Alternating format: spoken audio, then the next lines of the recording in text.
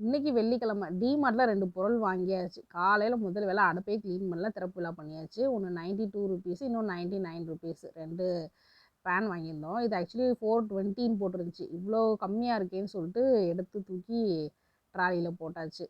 காலையிலே முதல் வேலை அதை வந்து க்ளீன் பண்ணிட்டு எல்லா சமையலும் அதில் தான் பண்ணாச்சு.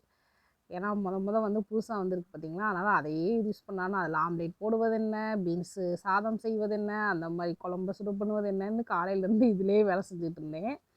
இதிலே நேரம் ஓடி போச்சு. டக்குன்னு தம்பிக்கு பீன்ஸ் ஃப்ரைட் ரைஸும் ஆம்லேட் போட்டு பேக் பண்ணியாச்சு. எங்களுக்கு வந்து நேற்று வச்ச முருங்கீரை சாம்பார் இருந்ததுனால பீன்ஸ் பொரியல் மட்டும் பண்ணியாச்சு.